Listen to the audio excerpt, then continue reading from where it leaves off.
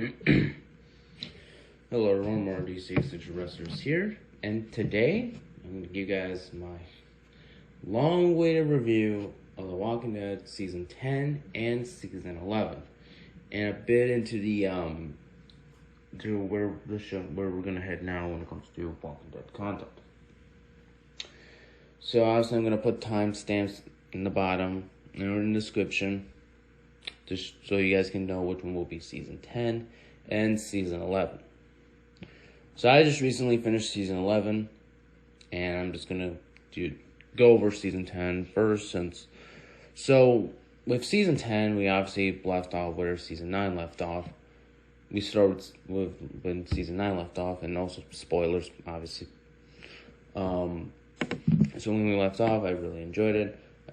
And you really see the time change, and because during Season 9, you obviously know everyone's more like on a very better place. Everyone's happy and peaceful. Then the whispers come in, and of course, everything goes wrong. They have to be a little more starker, more strict, more serious, and I really like that. And just so everyone know, I'm not gonna go over like all the story, all the characters I like with Season 10. I'm just gonna go like really fast so I can get, because honestly, I kind of just want to get this video out of the way. And for those gonna comment says, "Oh, this is comic book content because it's based on a comic book TV. It's a comic book TV show." Nope, this does not count as Marvel or DC content. It only would count as a TV show review content because we're reviewing the show, not the comics. And plus, Walking Dead is not owned by Marvel or DC. It's owned by Image Comics, or it's made by Image Comics. So, and Image Comics is not Marvel or DC.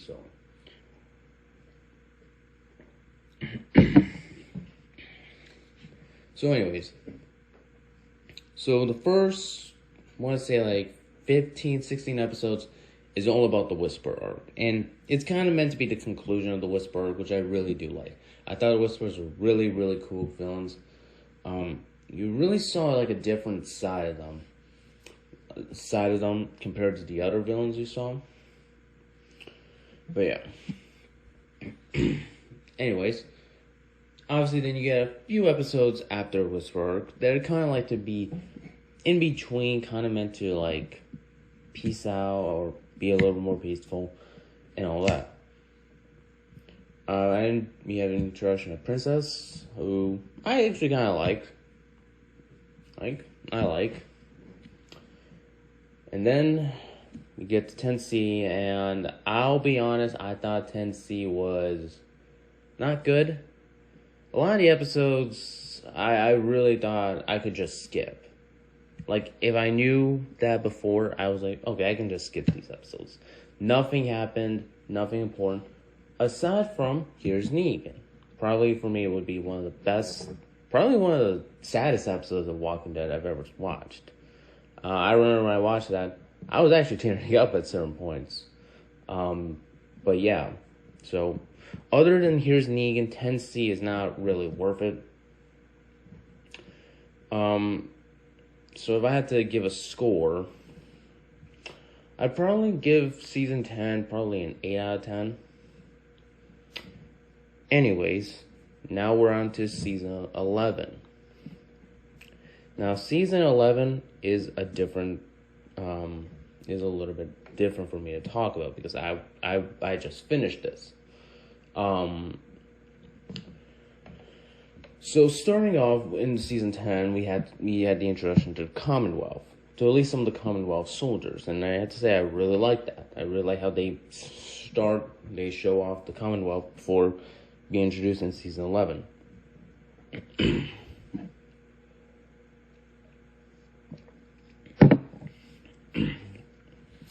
And I have to say, I really enjoyed Season 11.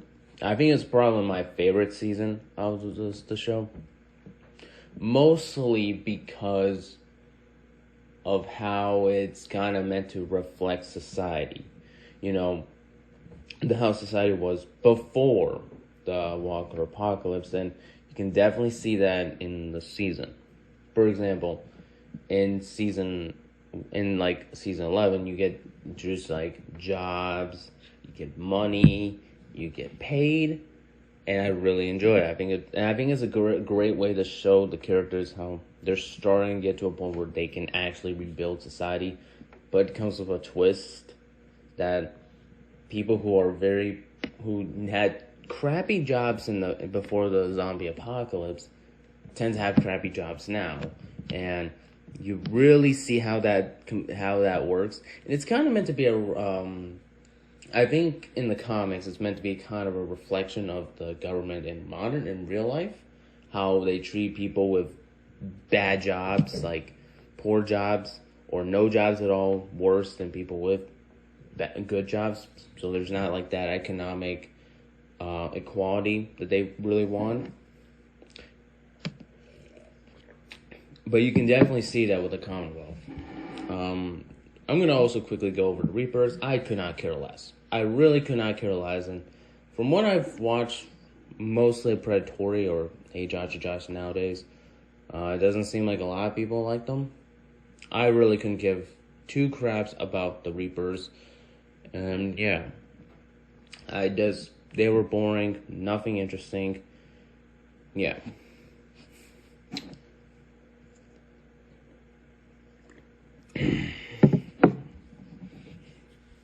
But I really like the Commonwealth and how one difference from the comics is that the Commonwealth, or at least the leader, Pamela Milton, is not a full-fledged villain. She's not the best person in the world, but she's not like the main antagonist of the Commonwealth arc. That actually belongs to Sebastian, her son. But I'd say I actually kind of like that change. I really do, because I'll be honest, I feel like having a spoiled brat rich kid be your final villain in a zombie horror story just will never work out. Like, even, like, let's just say, aside from the comics, let's just say in the Marvel universe that Marvel's final villain throughout all their comic book history would just be some random dude. It would not work out. It would be pointless. It would cause outrage. And yeah, and I do like that change. I don't think Kirkman exactly wanted Sebastian to be like how he is in the comics, but I feel like changing it up for the Commonwealth arc was probably the best option. Because let's face it, the moment you have a bunch of survivors who used to fought zombies, now are going up against a spoiled brat rich kid who has no experience fighting zombies, yeah, it doesn't exactly sound like a good villain to me. And I also do like how they establish how in the Commonwealth how that the people who are like in like the military police kind of characters take out the zombies and the walkers, and they can take that out relatively ease. Usually when something goes wrong, it means something happened. Now let's get into the final episode. The variant walkers, from what I saw, I didn't really saw much of them. So I'm not sure. And also, I don't know how you would establish variant walkers. I mean, in Resident Evil, there's kind of an explanation as to why you get variant zombies. And to some extent, in other zombie media franchises, you kind of do that. You kind of get that. But in The Walking Dead, I don't know how that makes sense. I mean, it makes sense in Resident Evil or Dead Rising or House of the Dead. But in The Walking Dead, it does not. So, and if it's going to be explained in one of the spin-off shows, then I'm not going to watch. And I'll explain that later. So,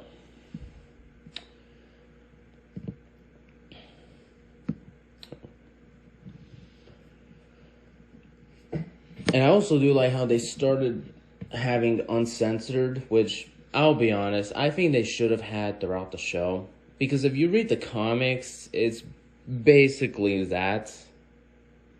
Plus, I don't get how movies and shows can have so much blood and gore, but you can't say one word. It's ridiculous. It's completely ridiculous in my opinion. Anyways, let me now talk about the final episode. I'll be honest, when I watched that, I watched halfway through one day and then kind of quit and then came back because I just wanted to finish it relatively quickly or now. And the first half, the final episode was good. I thought it was really good. The second half, I thought was average. I mean, I did like that they used the cult of personality, which, if you know me, I'm a WWE fan, so obviously, yeah. But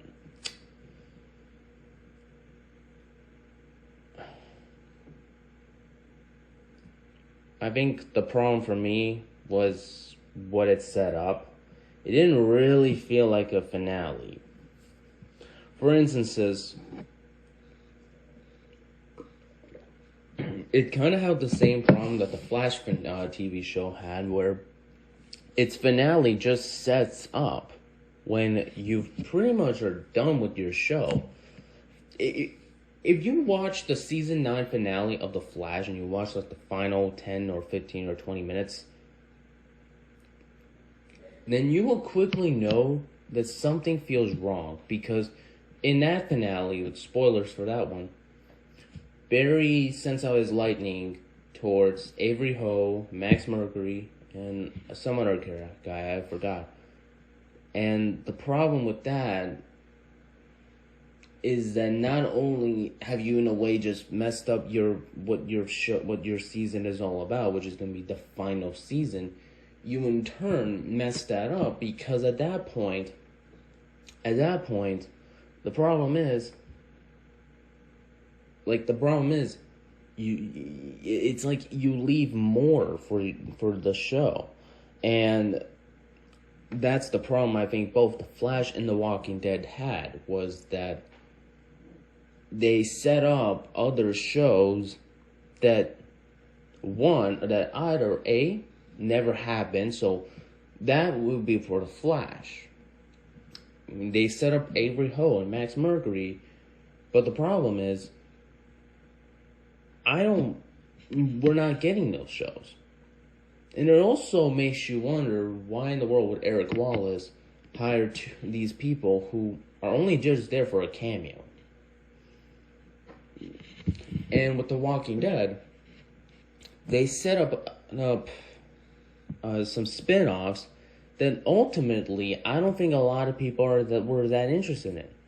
I'm certainly not interested in. I was more focused on just finishing one entire show that I've watched. And I think the problem is when you have a spin-off, when you make only spin-offs, for instance, when you make a Daryl spin-off in France, it kind of makes you wonder, well, what would be the point of that?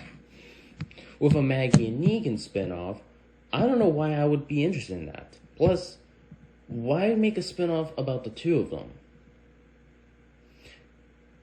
It would now just seem like Negan is now stalking Maggie at that point. If you watch the episode, this entire season, you would know exactly what I'm talking about. And then we had a Rick and Michonne spinoff, which I'll admit, I kind of did not like that Rick comes back. I feel like season 9 should have been when they just ended his character arc, because what else was he gonna do, you know? You know, constantly having Rick come back is like, no. This is not Batman, ladies and gentlemen. Rick Grimes is not Batman. Rick Grimes is Rick Grimes. He's a normal human. He's not Superman. He's not Spider-Man. He's not Batman. Rick is a normal guy compared to all these different heroes. I feel like having his character end in season 9 was probably the best option. With Michonne, I feel like just having Michonne constantly explore random areas of the world, just trying to find Rick, I feel like is not the best option, because at that point it kind of makes you feel like, why? Why do you just end Michonne's character arc in season 10, episode 13, and then you ended Rick Grimes' character arc in season 9, episode 5, only to have them to have a spin-off? It completely, in a way, kind of downplays those moments. It makes you just feel, okay, so all these episodes basically were for nothing. There's The World Beyond, which I'm not interested in watching. And dude, is there another Walking Dead spinoff that I'm not aware of at the moment? Let me know in the comments. But yeah, I'm not. So that's kind of where I'm going to be at when it comes to my thoughts on the finale, because I know I kind of ramble a bit too much, but yeah. Which, by the way, I do want to also go over where we go next, so in a little bit. So, since I said I like this one, season 11, a lot, except for maybe the Reapers and the finale, but that's kind of the thing with The Walking Dead, is that even some of the good seasons that you watch, there's always something that there's kind of like that's stupid or bad. I mean, season 1 I liked, but I thought it was too much drama. Some of the characters were not that smart, especially with the weapons choices they use. Season 2, well, great. Some of the drama was unbearable. Same with season 6. Season 9 was good. Same with season 10, and of course season 11. So every Walking Dead season has had one or two moments where there's a character or an episode that just gets on your nerves, you don't like. Anyways, now let's get into where we go from now when it comes to The Walking Dead. So, if you know my channel, you would know that I'm making a Marvel vs. DC YouTube show, and I'm going to add Walking Dead characters. I kind of want to start this off with that part. And so far, there seems to be no changes when it comes to the source material. So far, there's no changes other than the Walking Dead universe is going to be one of the very only universes that doesn't get this ridiculous over-the-top costume that other characters can wear. If you saw my post on Instagram, you would also know that Game of Thrones, that can change. That's probably the only one that's more than likely going to change. But it's like Breaking Bad, Dexter, and all the cartoon characters are not going to get that. Now, the character doesn't have many costumes, then that's where we can just make up an original costume. Or there can be a weird costume, basically. And The Walking Dead's going to be one of them, because if you looked at the comics, which I'm looking at, almost all the costumes that they wear is so, like, almost normal people wear, so to a point that it's not worth it. It's not worth it. And I'm not using Rick Grimes 2000. I'm not. Because if you actually look at those costumes, one, that's an alternate universe, and two, there's no way we're going to merge those costumes with the normal costumes without making it look, well, stupid and ridiculous, even for a show like Marvel vs. DC. So that's kind of like the Walking Dead part for Marvel vs. DC out of the way. So lately, I've been trying to get back into my Legion of Superheroes Amalgam World, the one with Justice and some of those guys. If you saw my post where I showed some of the Dark Horse characters, because I'm just going to straight up admit, I messed up Image and Dark Horse by a lot. Because if you saw my post, I did not have a clear understanding of licensing comics. Now that I do, yeah, so that's also because I always thought, okay, so Alien and Xenomorphs are owned by Dark Horse, which I quickly realized, no, that's not the case. They're not owned by Dark Horse. They have comics made by Dark Horse, but they're licensed comic characters. Yeah. And so the more I'm learning, so yeah. Now with Image, I messed up because I don't know what to do. And yeah, that's kind of one of the things I'm not happy about. Image Comics has been driving me to the point of madness. Um, I already make a list of the amount of series that those guys have, and it's driving me to a point of madness. Just so everyone's clear. Like so much so to a point where I was like, what am I gonna do with Image? So yeah, I'm almost like just waiting to do Image at a different day. But yeah. And I recently started the Valiant universe as well. Um, Now you may ask, well, what does this have to do with The Walking Dead? Well, like I said earlier, if you don't know, The Walking Dead is published by Image Comics. So means yeah, it is Walking Dead related since it's Image Comics. And Image Comics, like I said, tends to have like many franchises like Spawn, Invincible, Savage Dragon, The Walking Dead, like I said, and a whole bunch of others. You got like Astro City, Jupiter, whatever, Ice Cream Man, just so many to a point that it's like, I don't know how to do what to do. So yeah. So that's kind of going to be the plan for that. My other Amalgam world, the Justice X world, kind of the same thing, except that I'm going to try and like find the actual Image franchise that I actually can work on, that I can work with. But yeah. So other than the Amalgam worlds I just explained, another thing I want to also quickly address is the spinoffs. Like I said earlier, I am not gonna watch the spinoffs. I'm not interested in them. I just wanted to just watch the main show, and after that, no more Walking Dead and all that. And the reason why I'm not interested in watching the spinoffs is because it's not that, oh, I hate spinoffs. No, is that it's not worth it after you watch an entire show. When you watch an entire show, it is not worth it to do. Oh, please watch The Walking Dead with Daryl Dixon to see how Daryl is and fares if you want to see how it is. Or watch Dead City with Maggie and Negan, which, by the way, yes, I saw some spoilers in that. Yes, Negan turns evil. Sorry, but then but then at that point, the moment you did that, so I was like, so what was the point of season 9 through 11? What was the point? It just completely, and that's kind of what I'm saying.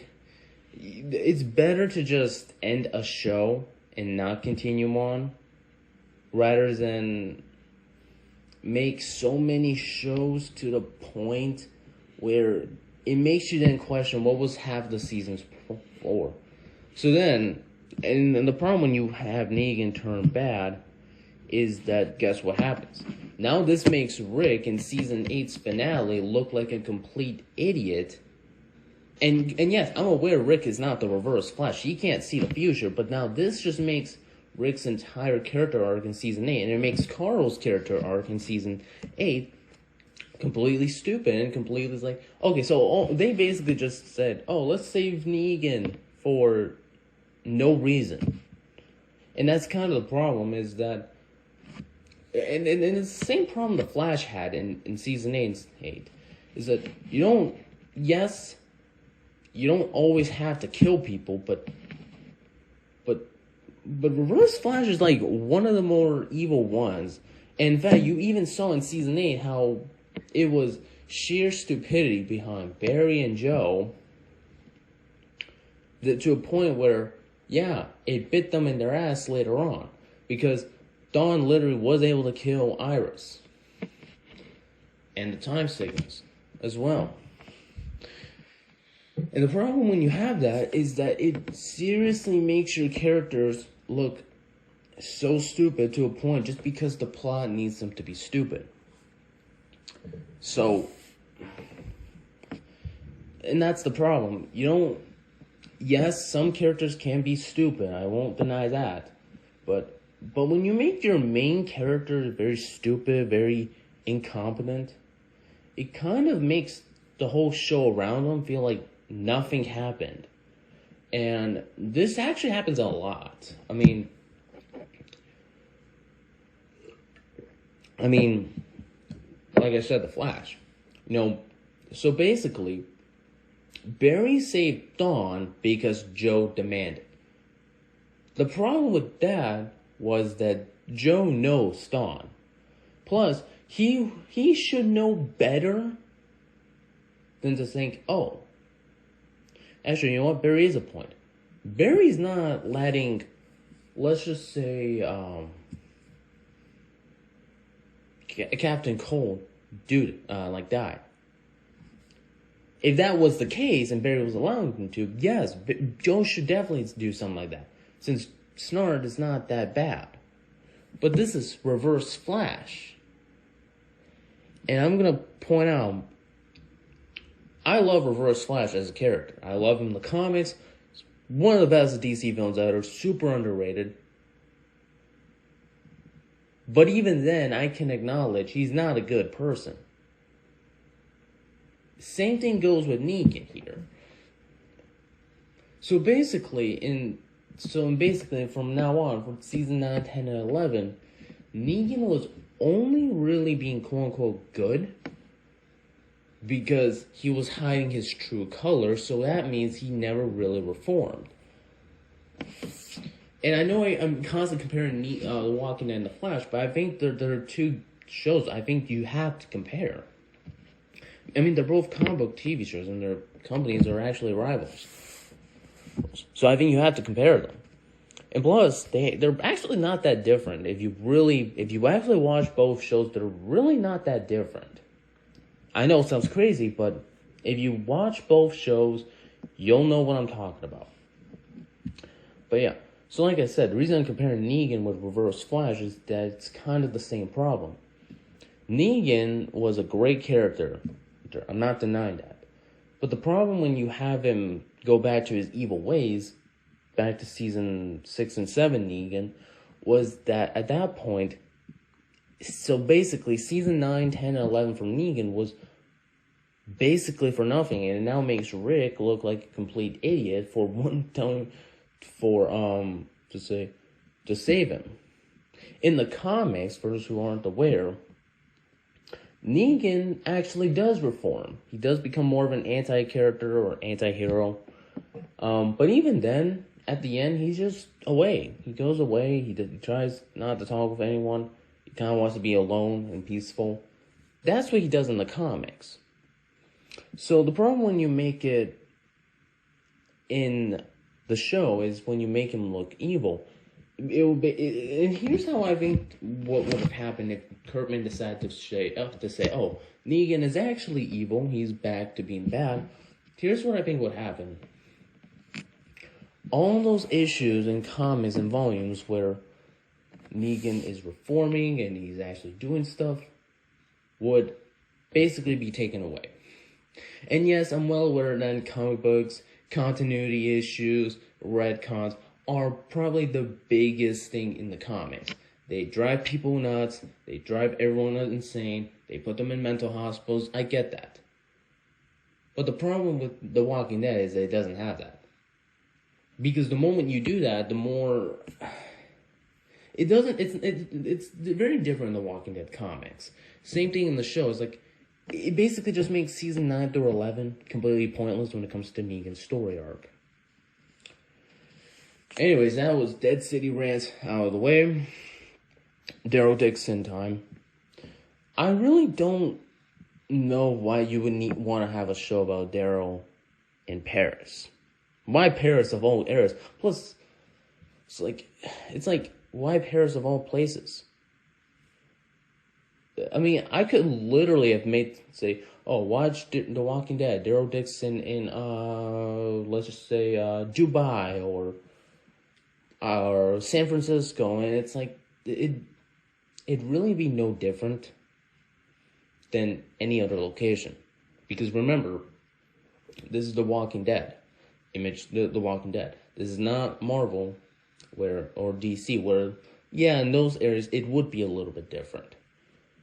The Walking Dead is almost the exact same throughout every area, except for the safe zones, the communities. For instance, I bet if I was the Flash and I went to the Walking Dead world and I went to every country in the world, I would not tell a difference, other than maybe the people who live in those areas. So really, and that's kind of the problem. The problem is, while yes, Paris is a interesting place to pick for a Walking Dead character, it's really, really pointless. Plus, what are you going to explore with Daryl's character? And I know that they started bringing Carol over, but then it's like, what's the point? Other than to just appease to the Carol Daryl fans. But what I'm saying is, what would be the point of making a show based on two characters? There really is no point, because you're pretty much done with the show. I think it's better to just end it. And then we have... let me know if there's others, because I'm completely forgetting. Because honestly, my mind's elsewhere, and I'd rather just be done with the review. So anyways, geez, that was a long video. Well, I hope you all enjoyed this video. If you do, like, share, and subscribe. Hit that subscribe button. It'll do me a lot of favors. And that's all. Well, now, see you next time. Goodbye.